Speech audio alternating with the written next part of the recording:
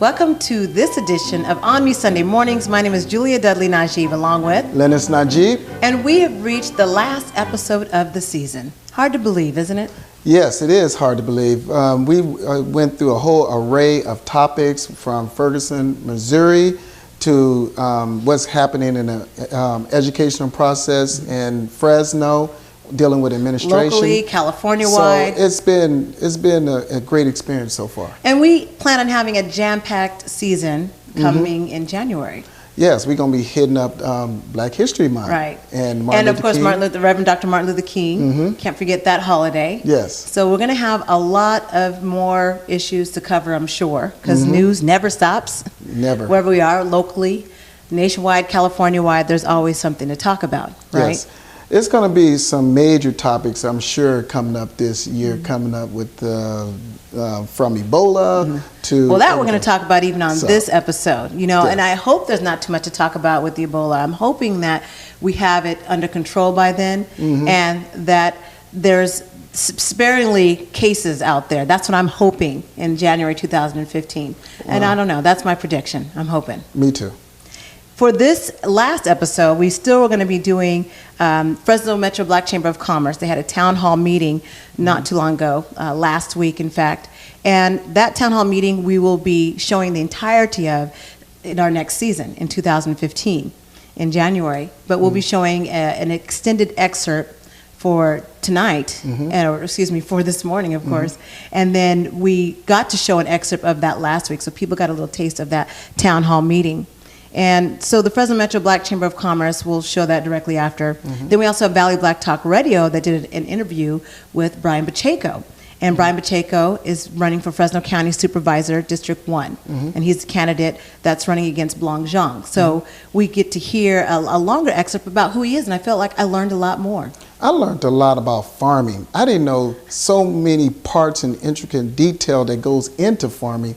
And I was very curious and interested in what he's going to do as far as with the water demands. Right. And he was very patient in explaining to us and the host where, I felt like we lacked some information that I felt like I got a lot of information that I didn't know before.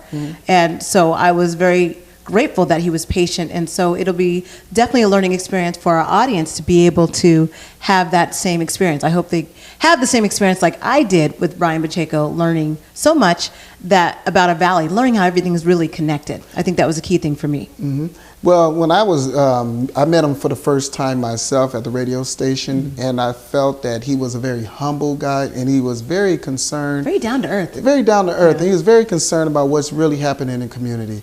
And he's really want to do the best for the whole community, and especially when he was mentioning about increasing the revenue in the spending and knowing how to balance the budget. Being fiscally responsible. Yes. That was very important. Yes. As a business owner, Yes. he knows about that. So we'll hear an excerpt from him later on during this show. Yes. And we also want to let our viewers know how they can keep in contact with us while it's the holiday season in November and December. During those months, we're still on the air on Valley Black Talk Radio and ONME. We'll still have that programming on 1680 AM, and that's every Sunday. So from 8 p.m. to 12 a.m., people can still hear programming and what's happening in the news, and they'll be able to hear Valley Black Talk Radio with a little bit of gospel in between, which we love that part, and be able to have some of the guests interviewed on that programming. I would like to see more people, everybody out there, participating in what we got going on right now. This is which part? The 1680 AM or the 1680 AM? That's perfect. And also when we come back, January 11th, I'm sure.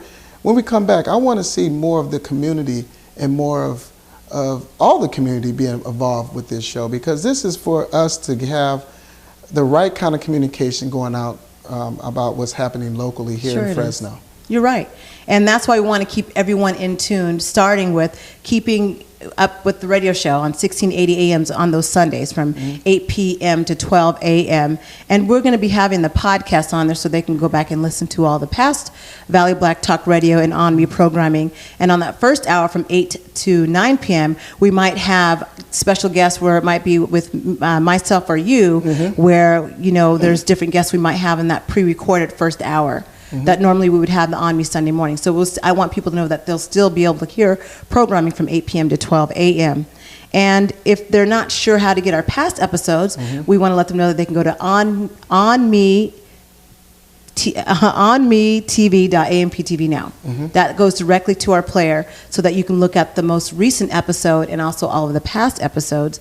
And if they want to watch our live AMPTV programming, they can go to live.AMPTV now. And that's where you can see it on mobile, or if you have a Roku. Some people know what a Roku is. Some people are still trying to figure that out. If you are still trying to figure that out, you can actually go online to our AMPTVnow.com. That's AMPTVnow.com. And we have a picture of a Roku. And it's just a little device you plug in. I wish we would brought it here today, but a device that you can plug in to your TV. And if you have the internet, it will pop up, and all you have to do is type in AMPTV as one of your channels that you would like as one of your favorites, and voila, our live programming pops up, and there we are. So if anybody wants to talk about a particular topic or something that's really happened, they can send us information. And if they'll be able to for 2015, but for right now, we still have all of our past episodes that we'll be showing on the AMPTV programming. Think of the AMPTV as the programming that when people watch, sometimes people watch that half hour of gospel or urban music after our ONME Sunday mornings. And so we play a lot of the rebroadcast on that part of the programming. So at the live.AMPTV now, you can watch all of those past programming. And then we have regular urban music as well. Oh, that's wonderful. Yeah, so that's how people can keep up with us. And then we also want them to go check us out at the blog, write about the different topics, because people have stopped you and said that they had an interest in some of the things you were talking about. I've been stopped by the police. I've been stopped by just security in a good way, right? In a good way. They would just say you were stopped by the police. They were saying, I liked what you're doing on television. I like what you guys are doing. It looks good. I'm getting a lot of information from what you're sharing on television. And I'd be like, okay, yes, we are doing what we have to do, but we would need you guys as the community to assist and help with some suggestions and also some topics that you would like us to talk about. That would be great. All right. And so we want people to be able to chime in at our blog. If you go to amptvnow.com, there's a blog where people can really respond if they want to write. Sometimes they want to text and talk and give us their opinions outright, and that's fine too. I think we'll be adding like a video blog so people have a chance to voice their opinion. That's okay too. And so again, you can find that all at our website. And so I want to get straight into some of the local news. Okay. And one of the local topics that I just wanted to talk about were the highlights of the 2014 Urban Leadership Conference that was put on by the Fresno Metro Black Chamber of Commerce last week. Very successful conference. They had it at the downtown hub, which is also where their office is located. And one of the things that I liked what they had during the morning breakfast portion of it was they were able to Skype. I don't know if it was really a Skype, but they had a video conference with someone that was in a totally different area, totally different location, and they were able to then have one audience communicate with the other audience, and at the same time you're in this room and you can still communicate. In other words, they were using technology to the fullest. I wasn't there, but I was wondering if they had something that was result oriented. Did you get anything out of it as far as topics of entrepreneurship, how to get access to funding, that kind of thing? So throughout the afternoon and through the morning, again, that was just for the morning session. Okay. They had State of the Community panel series, of course, which we helped with the State of Black Fresno, as you know, at the town hall. Yes. And so they had a number of different panelists that had from healthcare. So they stayed with those themes as far as with business, healthcare, entrepreneurship, and finance, and workforce and education. So each of the panelists had insight, were experts in those fields and in those areas, and they came up with, of course, solutions of how small business owners or individuals could get help in those focused areas. I'm looking forward to the results coming out of that. Yes. I'm sure the information that was shared there was highly beneficial to not only just the business owners, but to also the consumers that's needing the services and the products that the business owners will provide. Right. So that'd be good. Well, the Fresno Metro Black Chamber of Commerce, the results came from the priorities survey that they did, 2014. And so the survey, for instance, business and economic development, 24.4% of the people said that helping black business market their product and service was a must. 24.4% said people said that encouraging business entrepreneurship and state of businesses was something to be able to focus on, and 15.7% of people said that helping black businesses get access to government contracting. So from the survey, those results is what they used the Urban Leadership Conference as a way to be able to, to be able to tackle these issues based on the survey. And so the survey again had jobs and workforce, it had education, healthcare, banking and finance, leadership, and education. So they focus on the 4 main areas that seem to be the top priority according to the survey. Now, when it comes to the contracting, I know that those contracts with like 8A, for example, that's a massive amount of paperwork that you have to do. And I noticed here, particularly in Fresno, in relation to African Americans, there are very little, if not any, that's in that program. And that would have been the purpose for them to have gone to this particular conference, because as you see, that was still one of the top 3 as far as under just the business and economic development was access to government contracting, which deals with that.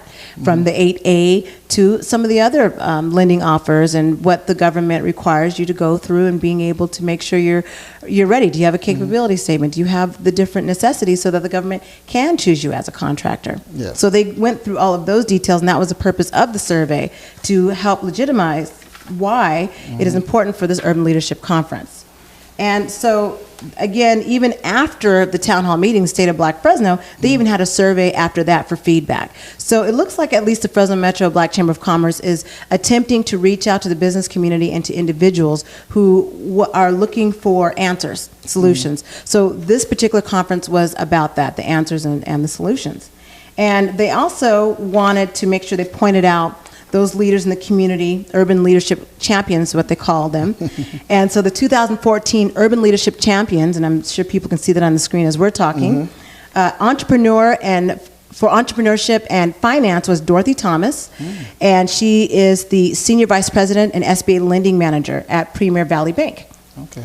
Also worked under workforce and education was Dr. Francine Puto, who we're very familiar with. Yes. California State University, Fresno, and she's the director of the Fresno State Center for Women in Culture. Under healthcare, it was Yolanda Randles. Many people have heard that name throughout the valley. And she's the executive director for West Fresno Family Resource Center. And then for outstanding leadership was Lavera Williams. She is an outstanding, phenomenal businesswoman. And so her grandchildren came to accept her award. And that was the Urban Leader. That's our local news I wanted to make sure we highlighted. You know, it is important that we know who's out there that we can go to as a, what is called a trailblazer. Sure.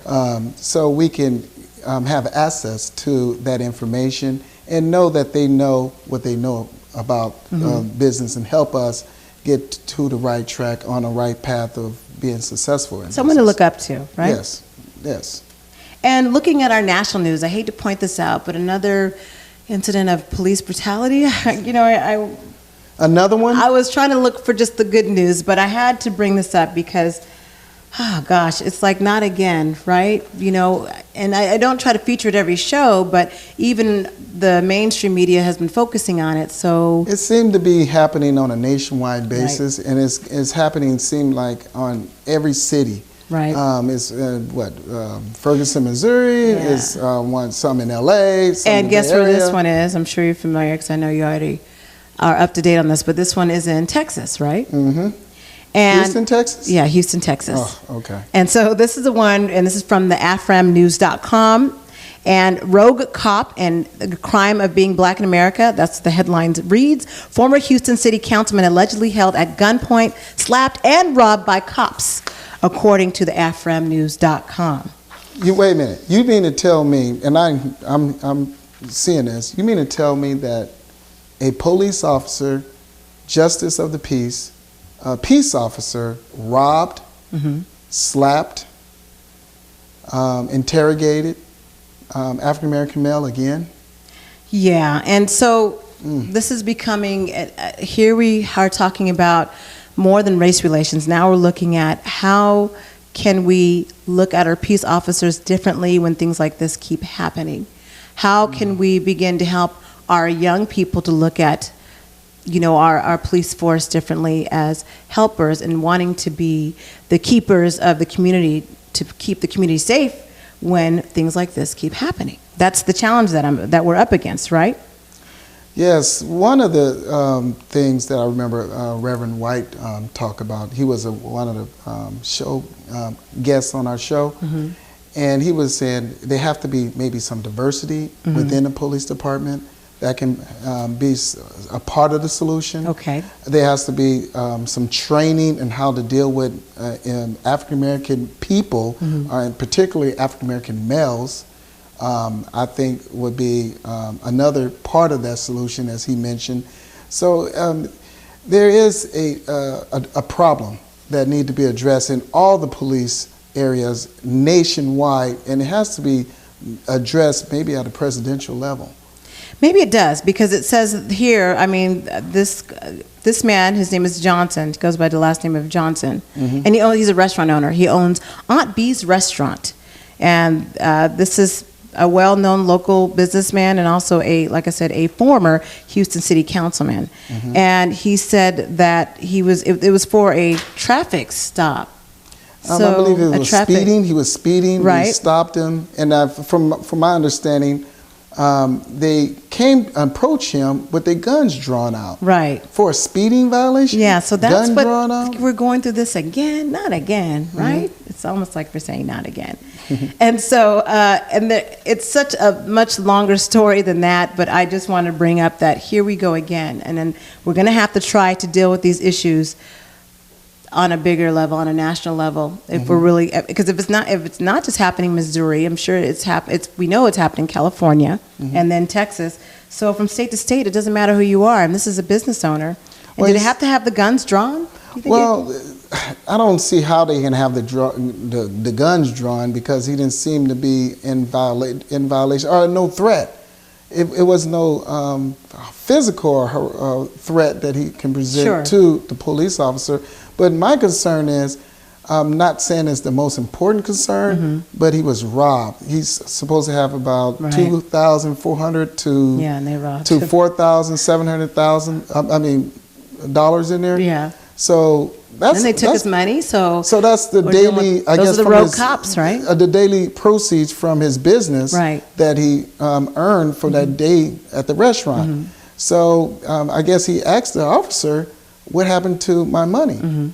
And there was no response. So I was curious. Who you are. No one's just going to forget $2,000. The police supposedly robbed him, took his money. Yeah, that's robbing.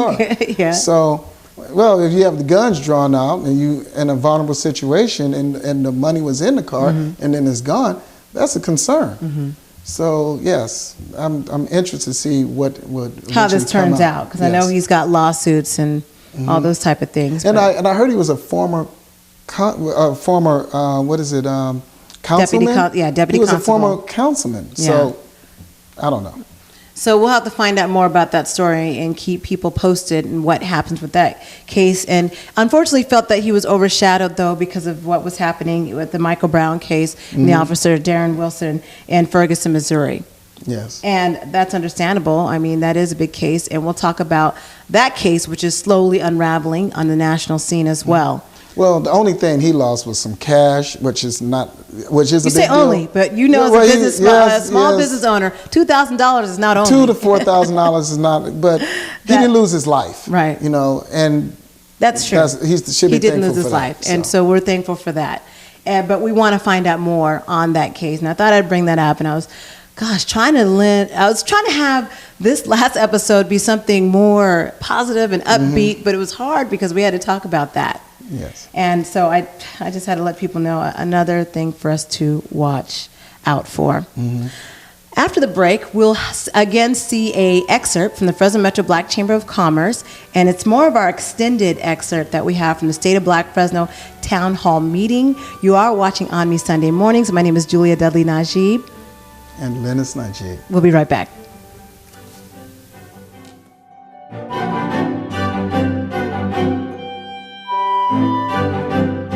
An important message for Americans in need of health insurance. If there's been a recent change in your life, you are eligible for immediate protection under the Affordable Care Act. If you're uninsured because you missed the enrollment deadline, we can help. To get the protection you need, you can visit the Healthcare Exchange and spend hours exploring your options. Or you can make a single call to Health Markets and let us do the legwork for you at no cost or obligation. Health Markets Insurance Agency searches thousands of health insurance plans on the exchange and off from more than 120 leading companies like United Healthcare, Humana, and more. We'll find you the right insurance coverage and guarantee the lowest price for plans we offer.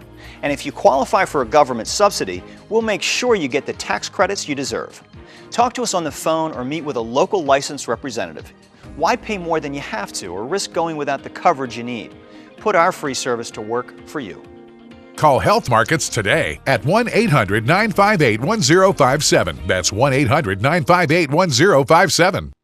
AMPTV can now be watched on TV anytime through our Roku channel or on your computer online at amptvnow.com. Better yet, go mobile, live.amptvnow.com.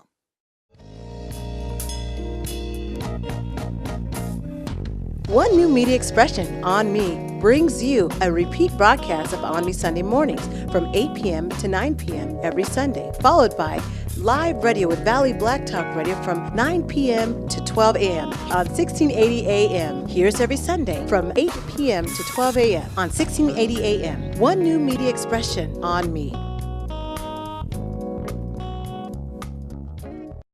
Do you have a structured settlement from a settled lawsuit? Are you currently getting regular payments from an insurance company for that settlement? To turn those payments into a lump sum payment now, call CBC Settlement Funding today. You can access all or just a portion of your settlement. To learn more about getting your money now, call us at 1-800-307-2065 for a free, no-obligation offer. Again, that's 1-800-307-2065. Law enforcement overwhelmingly supports Brian Pacheco for Supervisor. Brian Pacheco will make law enforcement the priority it should be. Brian Pacheco will lead the fight against gangs and violent crime. Brian Pacheco has been dedicated to supporting law enforcement. What a great District 1 supervisor he would be to carry on that dedication in that role. Over 65,000 law enforcement officers agree. Brian Pacheco for County Supervisor. I'm Brian Pacheco, and I would be honored to receive your vote.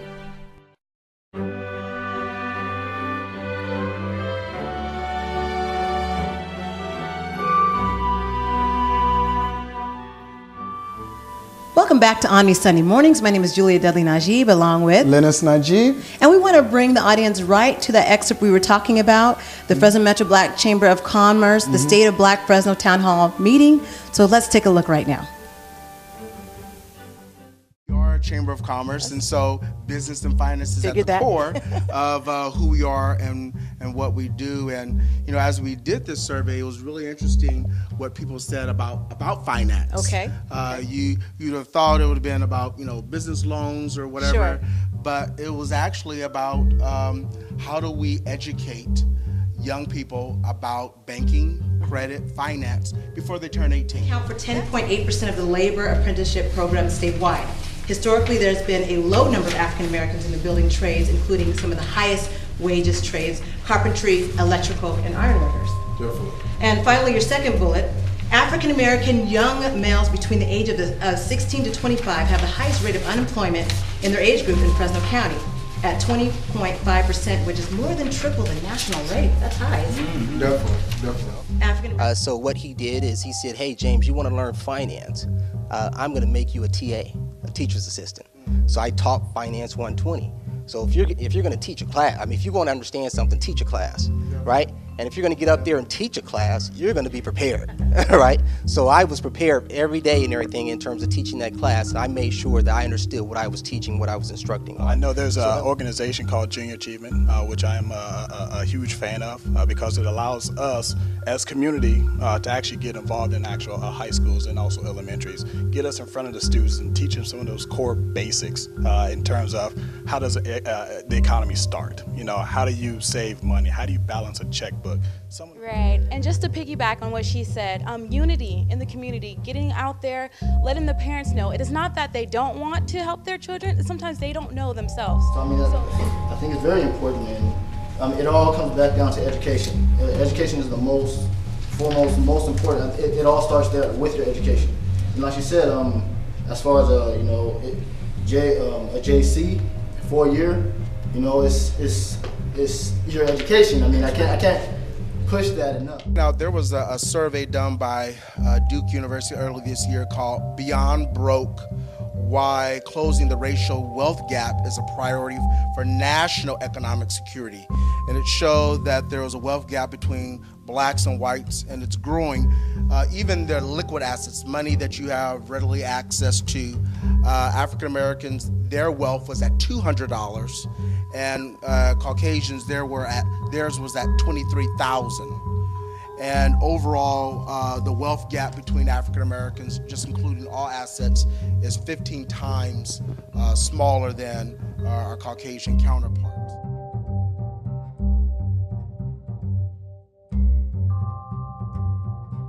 All right, so you just got a chance to view an excerpt of Fresno Metro Black Chamber of Commerce State of Black Fresno, the town hall meeting that we will be doing a total review of starting in our 2015 season next year. I'm looking forward to it. I'm looking forward to seeing the solutions go into effect. I'm looking forward to seeing real results from this whole process. And that's what the town hall meetings are, to help bring that out, focus on some of those issues so that we can begin to have those solutions. Yes. And then after the break, you're going to now watch an excerpt of Valley Black Talk Radio with candidate Brian Pacheco, who's running for Fresno County Supervisor, District 1. So stay tuned for more. You're watching ONME Sunday Mornings. We'll be right back.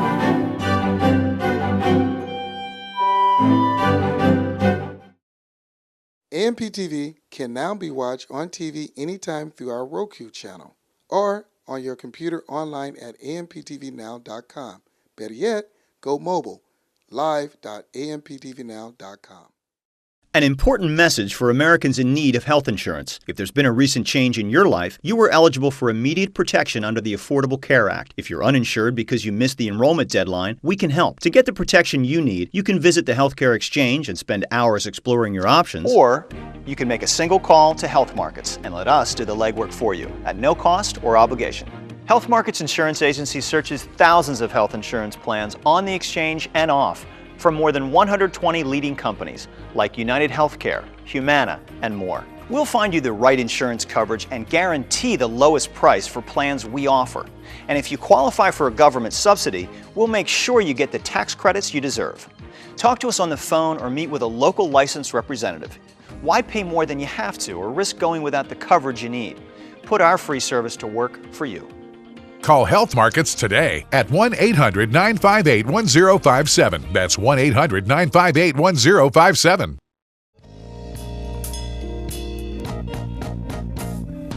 One New Media Expression, ONME, brings you a repeat broadcast of ONME Sunday Mornings from 8 p.m. to 9 p.m. every Sunday, followed by live radio with Valley Black Talk Radio from 9 p.m. to 12 a.m. on 1680 a.m. Here's every Sunday from 8 p.m. to 12 a.m. on 1680 a.m. One New Media Expression, ONME. The Psychic Source has been giving over 1 million quality psychic readings to North American customers since 1989. Call for questions about love, relationships, careers, and more. If you're not happy with your psychic reading, it's free. That's a no-risk guarantee. Call the Psychic Source today, the oldest, most respected, and authentic psychic service available for over 25 years. Call the Psychic Source at 1-800-261-2255. That's 1-800-261-2255.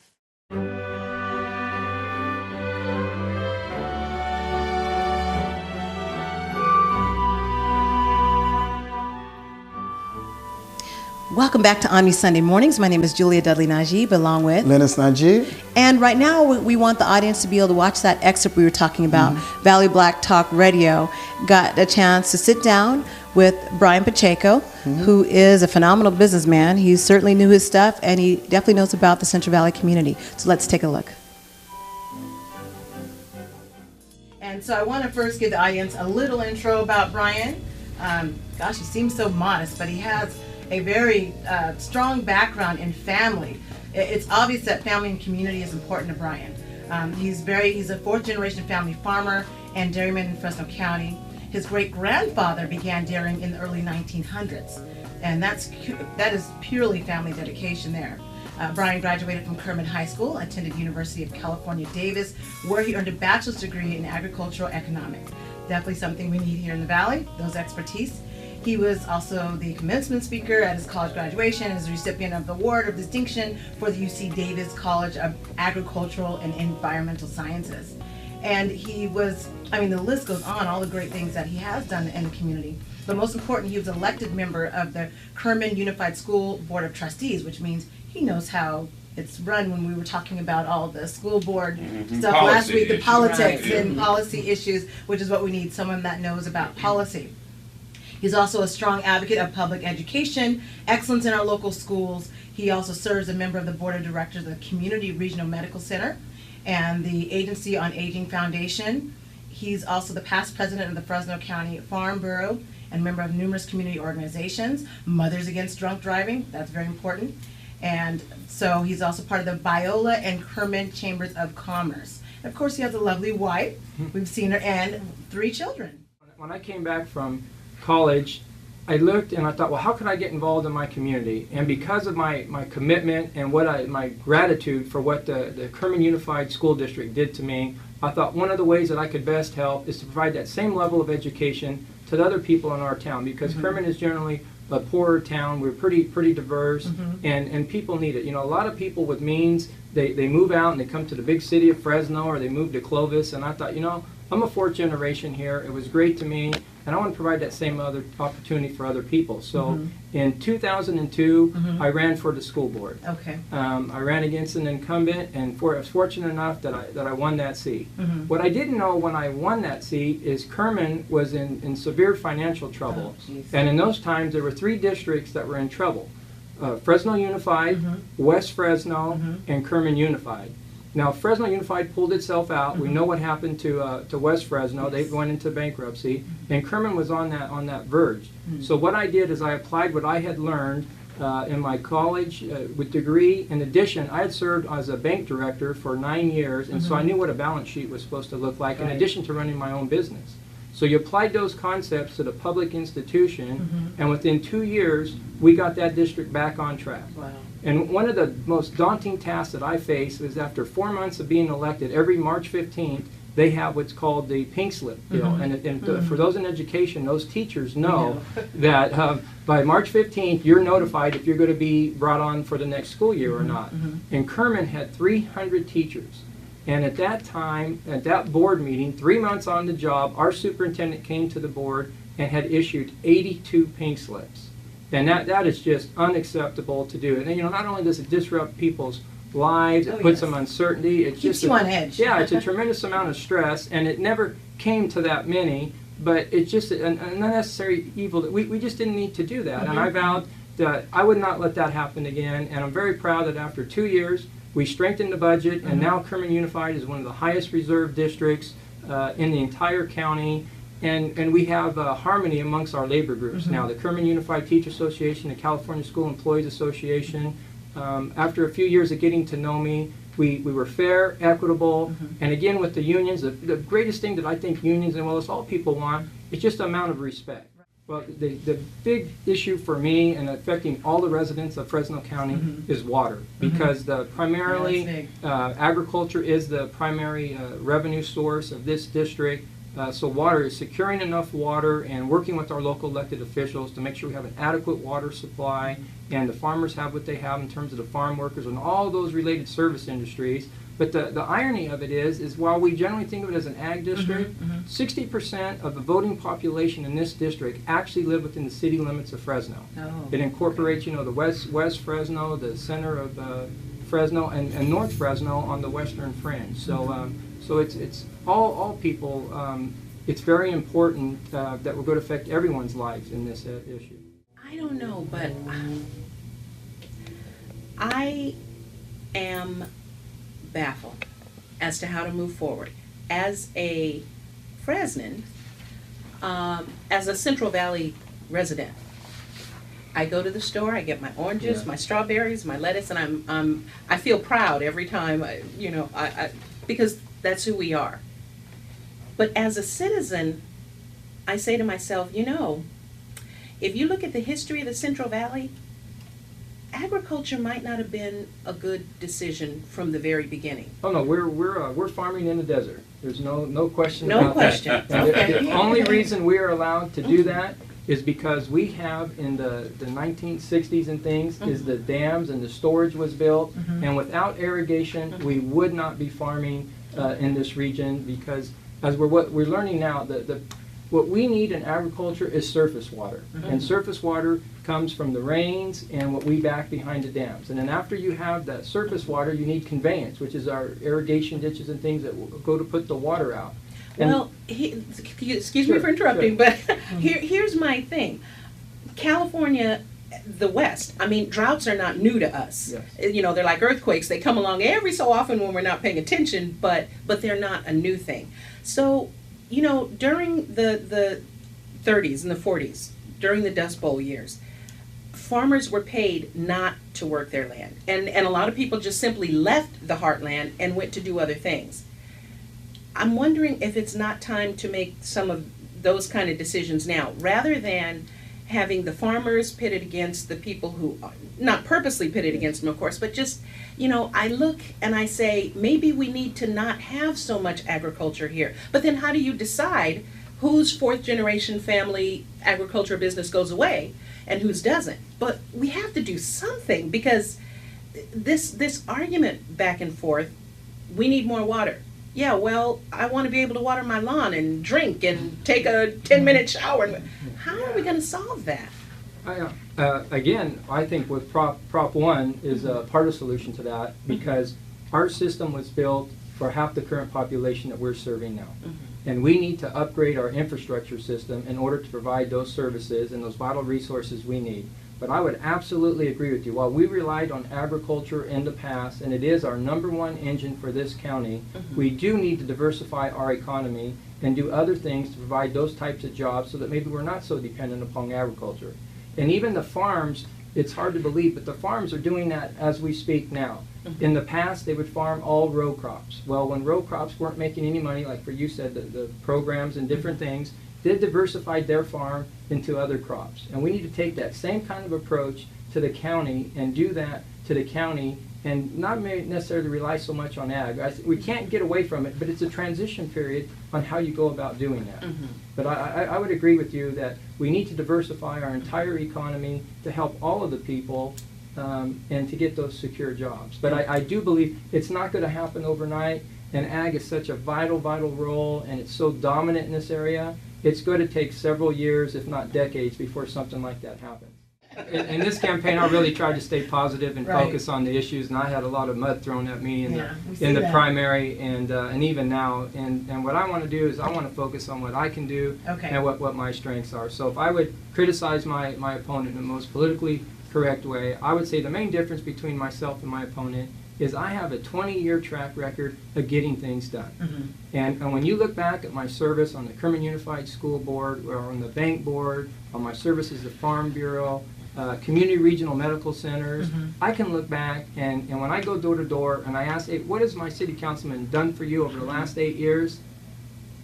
That's the answer I get. It's just silent. And for me in Kerman, we've built libraries, I built multi-purpose rooms, I strengthened our budget. I'm really proud of that. And Community Regional Medical Center, if you would just look back 10 years ago, it was on the verge of financial ruin. UMC, it was really in poor condition. And what we've done over the last 10 years, we have a state-of-the-art trauma facility in downtown Fresno, open for everyone. Irregardless of your ability to pay, irregardless of your status, you walk in there and you are treated like a real person and you get top-level care. So we've stopped a lot of people from leaving the area, and they come in downtown and in Clovis community, and you get the top care. And I'm really proud of that. And in Clovis community, we just spent $300 million, have a new wing in there. We have an education center, developed a whole new program for women's needs. In downtown Fresno, one of the greatest things we have are early childbirths and the preemies and all that. So what we did is develop a neonatal intensive care unit, devoted a whole floor to that, brought in specialists. And now, because the greatest risk is when that baby leaves the mother to be transported, that's the greatest risk of life there. So what we did, we developed our own in-house program to save those babies, and it's been very, very successful. And those are kind of things that go on behind the scenes that the people just don't hear about, but they really help healthcare for everyone in this region. And I'm very proud of the board members that I serve with and the management team, because they have done an excellent, excellent job. And you know, we're the only level 1 trauma from Bakersfield to Sacramento. Wow. And, you know, a lot of people get confused about your party affiliation. I don't know if it's okay to bring that up. Absolutely. Okay. Yeah. And would you care to share? Sure. I am a registered Democrat. Okay. And I have a lot of Republican support, and as well as a lot of Democratic support. The thing that separates me from everyone else is I am a fiscal conservative. Is I know how to manage numbers and do that, and the Democratic Party isn't really known for that. Right. So I'm a little bit of an oddity in that fact, but I think that's good, and that's what we need to keep our finances in order. So when they ask, why do you stay a Democrat? I stay a Democrat because I believe we have to help those that can't help themselves, and I'm committed to doing that and have 20 years of a record to prove that I do that. We are talking to Brian Pacheco here on Valley Black Talk Radio, 1680 AM. We'll be right back after the break to hear more from Brian. So stay tuned. You are listening to Valley Black Talk Radio here on 1680 AM KGED. Today is October 19th, 2014. My name is Julia Dudley Najib, along with Joel Riversmith and Mel Sanders. And we have our special guest in the studio, Brian Pacheco, who's running for Fresno County Supervisor, Area 1. And we have been getting some enlightening information. I'll say lightning and enlightening, Jewel, right? Lightning and enlightening. Yes, like that? I agree. Play on words. See how that works? That was good. And so we were leaving off with you explaining your party affiliation. I thought that was very important because sometimes you're mislabeled. So I wanted you to be able to have that opportunity to explain. And so, and Jewel, you had questions about that, and you wanted him to explain further, yes? Well, I'm pleased to hear that you're fiscally conservative, because I think oftentimes, I mean, being a Democrat, myself, a heretic. One thing that really frustrates me sometimes is that it's not just a matter of throwing money at things, it's how you do it. I just, for example, I worked at a preschool years ago where there were programs to help parents pay for the cost of the tuition. But the programs were set up so that, for example, they paid for, they just paid a flat rate, right? So if the tuition was $325 and the program paid $400, they just paid $400. Now, of course, that was good for the preschool. Yes. That was not good for the, we don't need $400. All we charge is $325. But some system they were using said, well, this is how much we pay. That's not smart. No, that's not good government. You're right. That's the problem that we have with our government is we accept that, and no one's willing to stand up and say that's not right. And that's what I believe that we need to do. And when I ran for the Kerr Unified School Board, I wanted to treat our school district like a business. And it's so tightly government regulated that it's really hard to make those changes. But if you just have an inclination of what you want to do and you have the desire and the will, you can make those things happen. Because we all pay taxes. You know, I pay taxes. I'd like to pay the least amount of possible. But in the return, I want the sheriff to come when I call. I want my roads done nice. And there's an essential amount of public service that we need from our government that we have to pay for. And those that can pay should pay. And those that need help, they're going to get a pass for a while. But the thing is most people want to hand up not a handout. And we all have pride in who we are and what we do, and that's what we need to get back to. And we need to do it because everyone, I don't care if it's you, myself, at some point in our life, we all needed help. And I could go back to many, many people who have helped me over my life to help get me where I'm at, and I'm grateful for that. And I want to do in my life, I want to help those so that they can achieve what they want to. And I believe it all starts with education, and that's why I've devoted over a decade of my life to education. But it all gets back to the basics. You got to run your house, and then you run your business, and then you run your government. And we just need more people with some business experience to help run our government and make it run like a business. Because I don't believe you want to pay any more taxes than what you're paying now, and so we need to maximize. All right, so we just got through watching that excerpt of Valley Black Talk Radio, which was a much longer, an hour long. So they're putting that on the website, vbtradio.org, or you can also go to AMPTVnow.com, and you can find the remainder of what Brian Pacheco had to say. Yes, he had a lot of interesting things that he was saying in relations to the water and farming. I didn't know so many parts, again, because people think it's just farming, where there's more to it. Yeah, they're looking at the water and how the water affects different aspects of farming. You know, it stops not having water. Well, not having water. Right. So looking at the fact that it affects the truckers, it affects the packing, it affects the workers that pick the fruits and everything. It has a big, huge impact on the economical development in the whole farming industry. I think he explained that really well. So, yes. And we'll tell people to go to the website. You can go to vbtradio.org. That's vbtradio.org, or amptvnow.com. And we have the rest of that interview. It's a full straight-on interview with Brian Pacheco, who's running for Fresno County Supervisor District 1. And after the break, I guess we have our national topic, and we're going to be talking about the Ebola, our views on the recent Ebola scare here in the United States, and our world view. So we'll be right back after the short break. Stay tuned to ONME Sunday Mornings.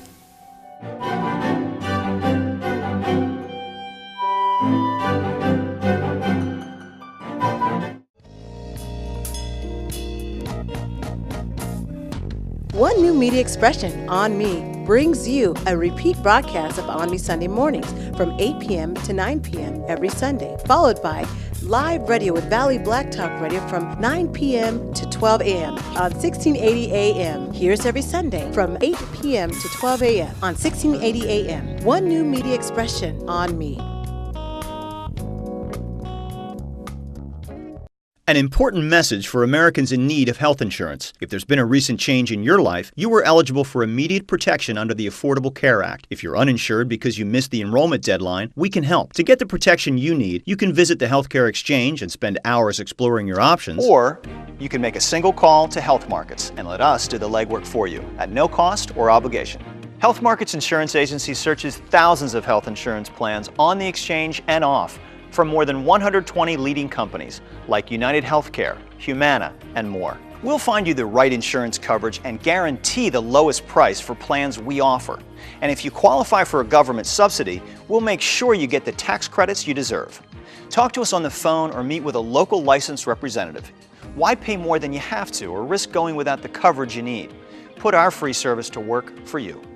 Call Health Markets today at 1-800-958-1057. That's 1-800-958-1057.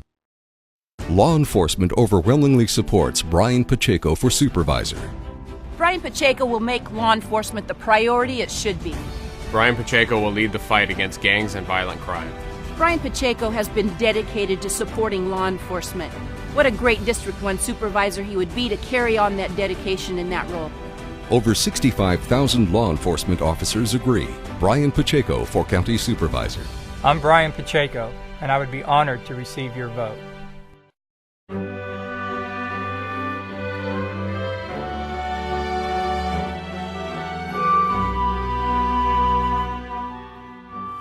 Welcome back to ONME Sunday Mornings. My name is Julia Dudley Najib, along with Lennis Najib.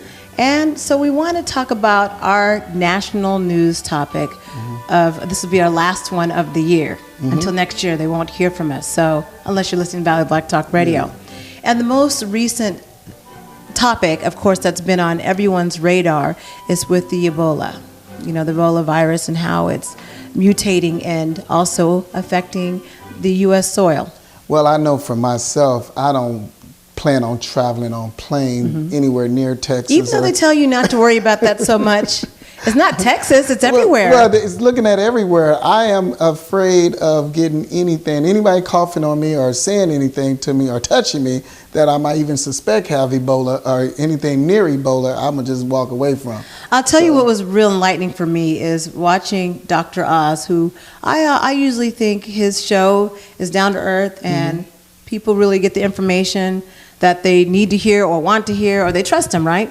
He frightened me in that show. For some reason, I was frightened when I heard that because he was explaining the different ways that it could mutate, the different ways that it could change, why there's such a fear of just the liquid that's coming from the people that are either dying from Ebola or are infected with it. And he was explaining that the most dangerous part is the liquid coming from the body, the bodily fluids. I saw little clips on it when you was watching it, and I saw some purple stuff. Yeah, and that was him explaining. Coming down from some plastic, and it just splat. And well, he was pretending like if that was the blood, and if that were all the fluids coming from the bodies, because you produce, I guess, a lot of fluid, but it's infectious fluid by that time. So when Dr. Oz explained to me, it frightened me. My question is, they told us not to worry about fluid. Out of Africans been living in that area for so long, for millions and millions of years, and all of a sudden in 2014 or 13 or whatever, here's this new disease called Ebola.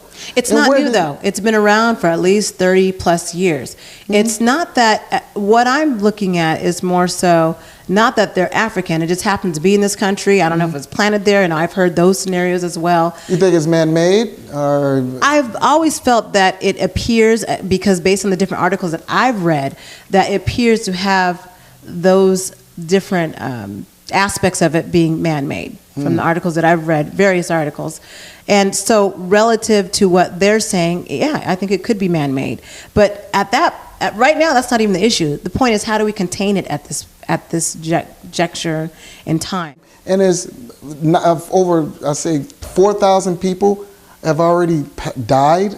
Well, about 4,500 people out of the 9,000 plus people have died, which is, well, they said more than half. But it's not about where the name comes from. I think right now it's about the containment. Yes. I really feel that we should be, maybe closing off the borders temporarily until we can get a handle on it. And what I don't want it to do, and like what the lady said on Dr. Oz, is I don't want it to be a race thing, that just because we think anyone's African, that we're not going to let them in the United States. That's going to be a problem, because you have people that are born here who have ethnic heritage that are African, and they can get discriminated against, and people will be fearful of them. Technically, you should be fearful of any American that is, meaning like the health workers or anyone that's going there just to visit and coming back to the United States, no matter what color they are. So I want to make sure that's clear. You don't have to be African to get Ebola. Well, if one person sneaked through the airports and sneaked through it and come in, how would that one person affect? But it's very hard just to sneak through. You're talking about international airport and international security. I think only thing that you can sneak through is the virus itself, because based on a fever, and I think that's the only thing that they're testing is the temperature. Anybody can have a temperature. You can get a temperature from food poisoning. You can get a temperature if you have the flu. So that's the part that is, how do you figure that out? Because there's that 21 incubation period that you can't tell what you have. You can't tell anything.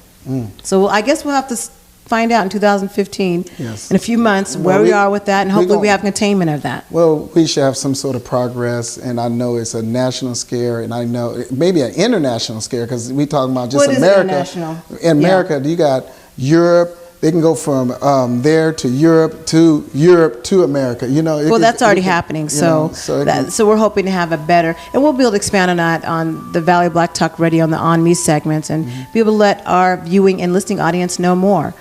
After the break, I guess we're going to do our wrap up, just letting people know and giving our special thanks to those people that have helped us this season. You are watching ONME Sunday Mornings. We'll be right back.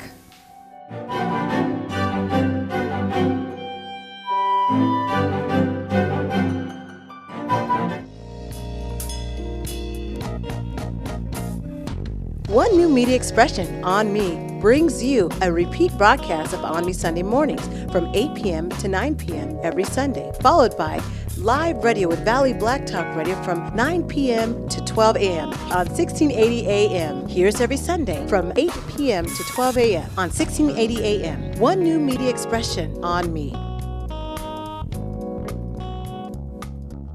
AMPTV can now be watched on TV anytime through our Roku channel or on your computer online at amptvnow.com.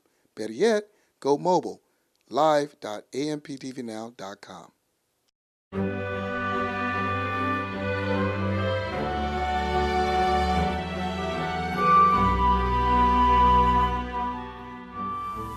Welcome back to ONME Sunday Mornings. My name is Julia Dudley Najib, along with Lennox Najib. And, we've got to put some special thanks out there for the people that helped us with this season. We definitely want to thank our camera crew that I don't know what we would have done without them, from the lighting to just getting things right and those late mornings, literally for Sunday mornings.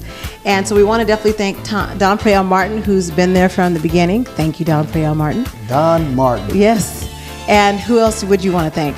I would also like to thank Eric Hewlin from he's been a great help. KC24. Yes, he was very helpful, supporting us through this whole process and everything. So I'd like to give a special thanks to Eric Hewlin. We also want to give a special thanks to CBS 47/KC24, the general manager, right? Matt was there from very energetic about the idea of being able to have this program for us to be able to show you. So we'd like to thank him for having the vision with us. Yes, I also like to thank Tate Hill for helping us solidify everything. Fresno Metro Black Chamber. Yeah, Fresno Metro Black Chamber, yes. And of course, we got to thank Sherrod, who's also been up the late nights with us, helping us to film and make sure that we have some quality programming, because his name is on it and he wants to make sure it looks right and looks good, right? And anybody else? Also, my son, Jabari Najib, sometime he came in and he lent a little helping hand for us here, so thank you, Jabari. And we also want to thank our Valley Black Talk Radio crew who's been very supportive, Mel Sanders, Joel Riversmith, and that part of our team that's helped keep it going and getting the word out to everyone. And we want to let people know, again, you can check out the updates, what's happening with AMPTV, what's happening with ONME Sunday Mornings, or Valley Black Talk Radio, or ONME in general, by going to our website at amptvnow.com. You can always watch AMPTV programming right now live by going to live.amptvnow.com. That's you can watch on your mobile and also on the Roku channel. And don't forget to listen to us on 1680 a.m. from 8 p.m. to 12 a.m. And that's where you can listen to ONME programming and Valley Black Talk Radio. And check out our website, www.amptvnow.com. And we also want to thank our listening, viewing audience. Again, we loved this season. It was a lot of work. We enjoy doing this, and we can't wait to bring you a bang in 2015. Thank you for watching this edition of ONME Sunday Mornings. Have a great week.